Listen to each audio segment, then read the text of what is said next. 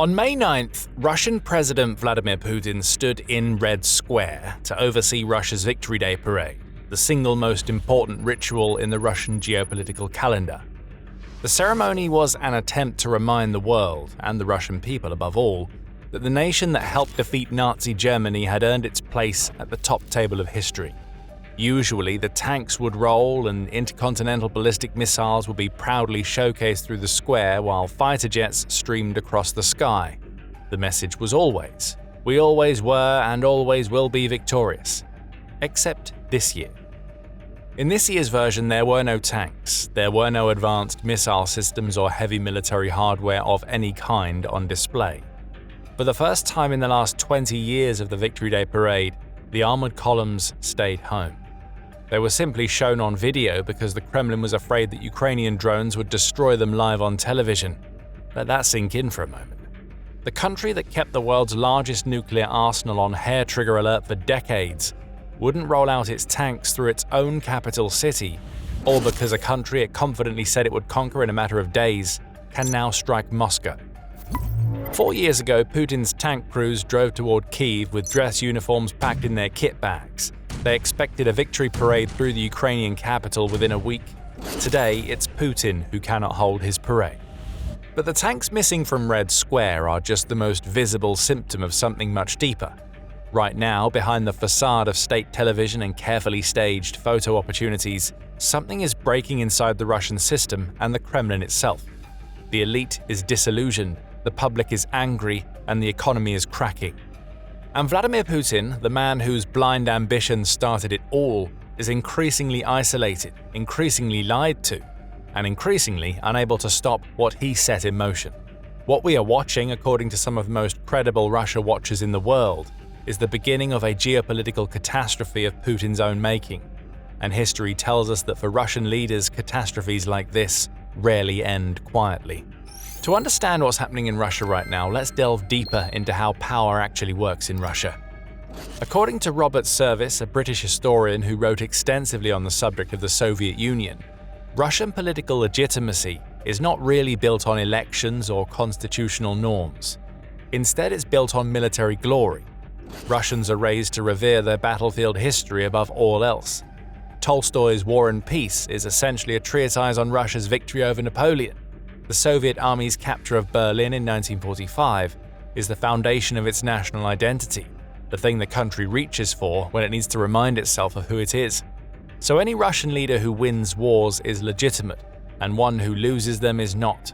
And if history is any indication, the Russian people move quickly to remove the latter. Consider Tsar Nicholas II.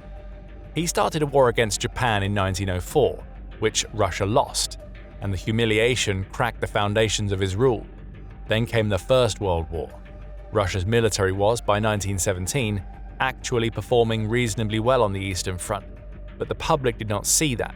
What they saw was a Tsar who had appointed himself commander-in-chief and presided over years of slaughter and suffering. In February 1917, politicians and people turned against him in the capital, and 3 centuries of Romanov dynastic rule ended with Nicholas quietly signing an abdication document. A year later, he was summarily executed. Putin has an intimate knowledge of Russia's culture and rules for ruling. In his first years in power, he built legitimacy on the Second Chechen War. The war started in 1999 while Putin was still prime minister, and arguably catapulted his career with a Russian victory proclaimed in 2000. This was followed by the 2008 war in Georgia, a blitzkrieg lasting only 5 days. Moving on to Ukraine, Crimea in 2014 was a walkover, using unmarked soldiers to storm the local center of government, rush a referendum, and occupy the region before the West could even mount a response. Putin looked like a decisive leader who acted where his predecessor dithered and where the West retreated. The special military operation in Ukraine was supposed to follow the same formula as the 2014 annexation of Crimea. Russia would show off its power, plow through Ukraine's defenses, and remove the center of government in Kyiv. Tank crews packed their dress uniforms to wear on the supposedly inevitable victory parade in Kyiv. It's now the 5th year of the war, and no sensible Russian, whether in the Kremlin or outside it, imagines it going smoothly. According to NATO figures from the start of the year, Russia is incurring between 20,000 and 25,000 casualties every single month. Another figure from Ukraine suggests Russia is losing at least 1,000 soldiers per day, extrapolating to around 30,000 per month. In total, Russia has been estimated to have incurred over 1.2 million casualties, with at least 300,000 deaths. The manpower deficiency created by the war has been severe enough that, in November 2025, Putin signed a law enabling the Russian Defense Ministry to conduct conscription throughout the year, rather than in the seasonal drafts that have been standard practice. Surprisingly, we've been at that point before.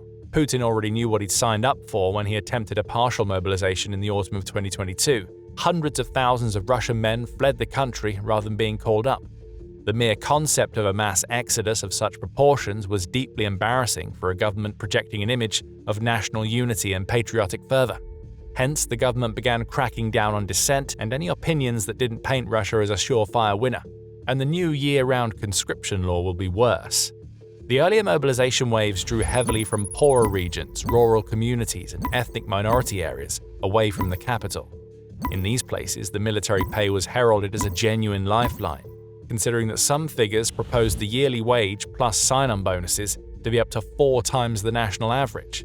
This was a grim calculation on the Kremlin's part, and for a while it worked, in the sense that it kept the war away from the Moscow dinner table. But that pool of recruits is running dry, and now the draft could reach into parts of Russian society that have, until this point, been largely insulated from it. Young men in the urban class in Moscow and St. Petersburg who want nothing to do with this war. This will upend the tenuous social contract that Putin maintained throughout the past 4 years. So long as you pay taxes and stay in line with propaganda, the war won't come for you. The taxes have increased, the propaganda is slowing down, and Ukraine has slowly managed to penetrate deeper into Russia's territory. There is another dimension to the military picture that is arguably more alarming than the casualty figures, and it goes to the heart of how Putin is making decisions. Multiple sources with access to the Russian leadership have confirmed that Putin has told his inner circle he believes he can capture the entirety of the Donbass by the end of 2026. And much like with the start of the war, it seems Putin genuinely appears to believe his claim. Ukrainian intelligence officials have a different explanation for why he believes it. They believe his generals are lying to him, with fabricated reports being fed up the chain of command, claiming victory is imminent. This is not a new phenomenon in Russian military culture, but just a continuation of what we've seen. In 2024, commanders were removed from their posts for doing the same, but chances are they weren't the only ones and could have been scapegoats for the real falsifiers. Even if many around Putin understand the reality of the situation, it's not clear what Putin himself knows and understands. So Russia now has a leader making strategic decisions based on falsified intelligence reports, surrounded by subordinates too afraid to tell him the truth, prosecuting a war that is consuming 30,000 of his soldiers per month. It's no wonder the victory parade in 2026 looked like anything but. Beyond military losses, Russia's economy and social dynamics are under increasing pressure. The civilian economy has been starved by wartime priorities for 4 years now, and the strain is becoming impossible to ignore. In 2026, there have been higher taxes and rising inflation. All the while, the government is allocating roughly 40% of the budget to war-related spending. The country has announced it expects a GDP growth of only 0.4% this year, against the more optimistic 1.3% prediction. It has also run out of workers, with only a 2.1% unemployment rate.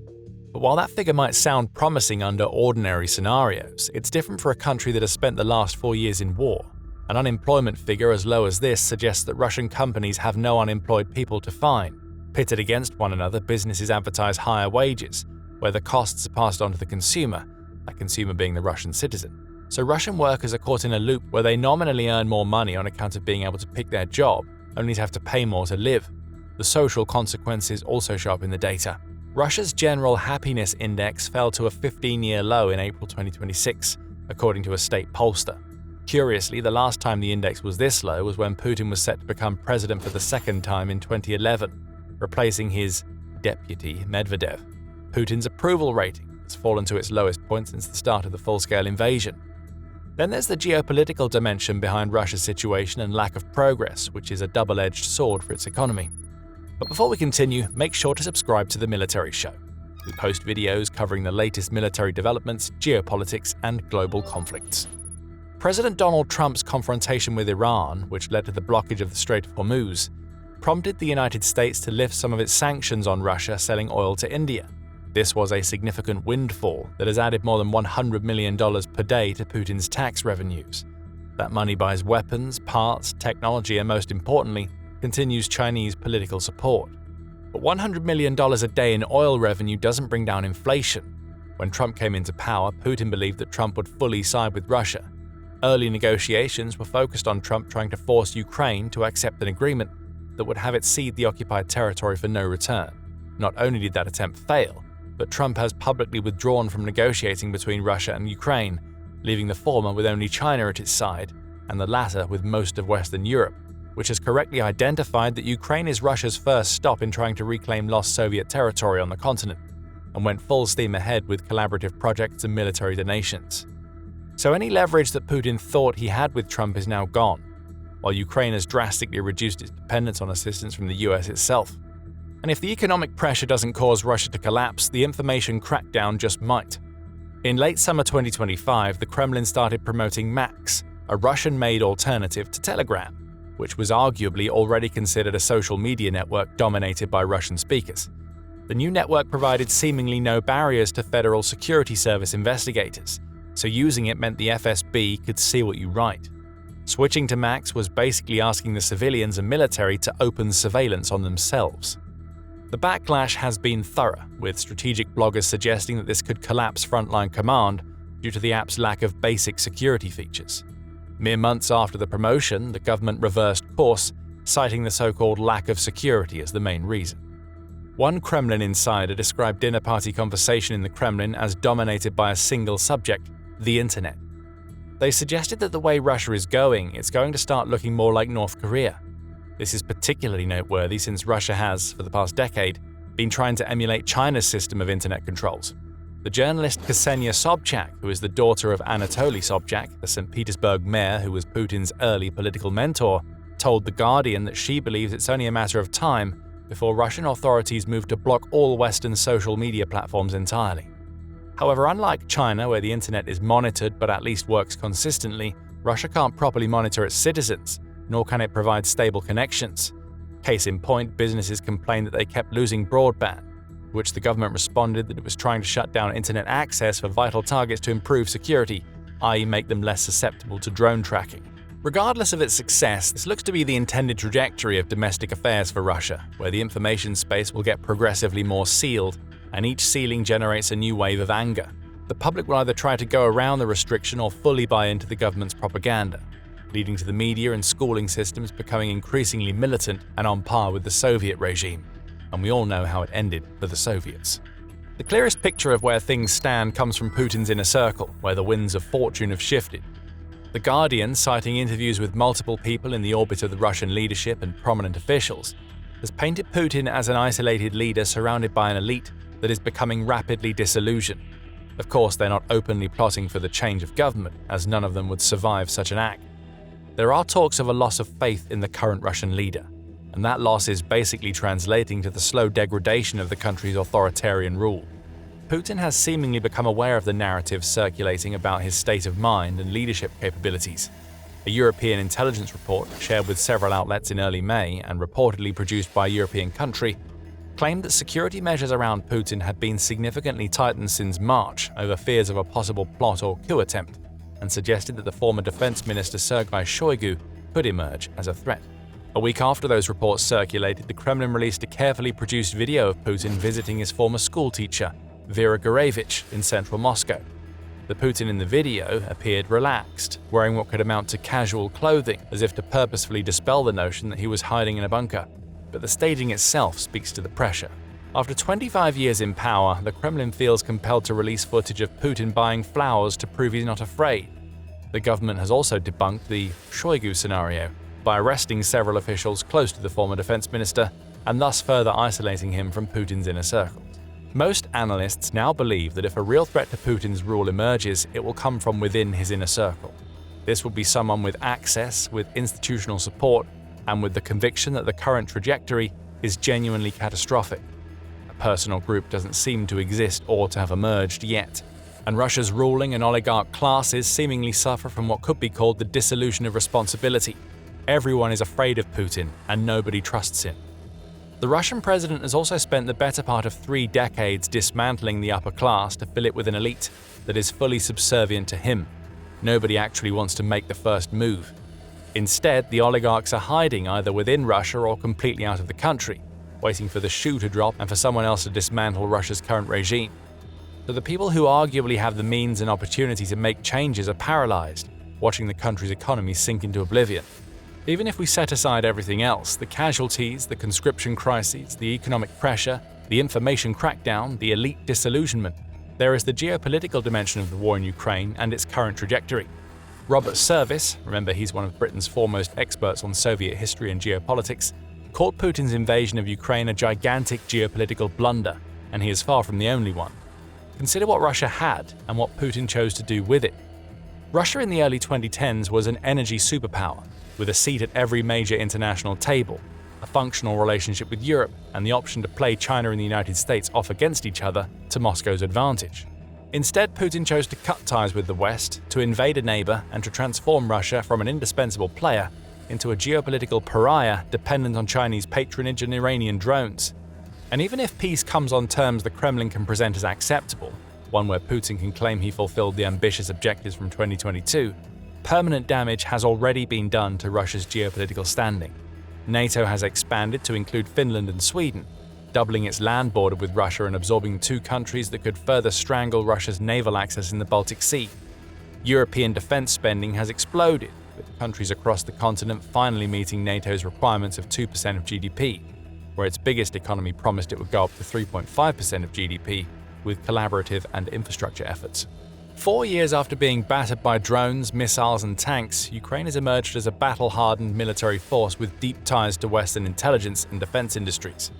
Conversely, Russia's reputation as a military power to be feared has been degraded to the point where it barely has any buyers of its equipment, that is, even if it had any equipment to spare to sell. And remember, it's been suggested multiple times that Putin considered Ukraine only the start. When the war began, analysts thought he'd take over the collapsing Ukraine, then move on to a full conflict with NATO back in 2025. That timeline then moved to 2027, then only vaguely to within the next couple of years after the war. Today, it's unclear whether Russia could even mount an assault on another nation. Regardless of reality, Putin's aggressiveness doesn't seem to have abated. He has spent a quarter of a century constructing an image of himself as the man who restored Russia's dignity, who speaks truth to Western hypocrisy, and at 73, he's starting to look older. The image is beginning to crack. The ruler who delivered stability after the unsteady 1990s has thrown that legacy away. So where does it end? The honest answer is that no one knows, including the people closest to the Russian leadership. What the spring of 2026 makes clear is that the war in Ukraine is poised to go on for at least the remainder of 2026. Meanwhile, Russia will need to survive its cascade of domestic pressures, a generation of casualties, an economy bent out of shape, an information space sealed against reality, and an elite that sits at dinner tables discussing how much Russia resembles North Korea. If you found this video valuable, subscribe to The Military Show for more in-depth analysis of the conflicts and forces shaping the world. And if you want to go deeper on how exactly Russia's military has collapsed to have caused this, check this video out. And thank you, as always, for watching.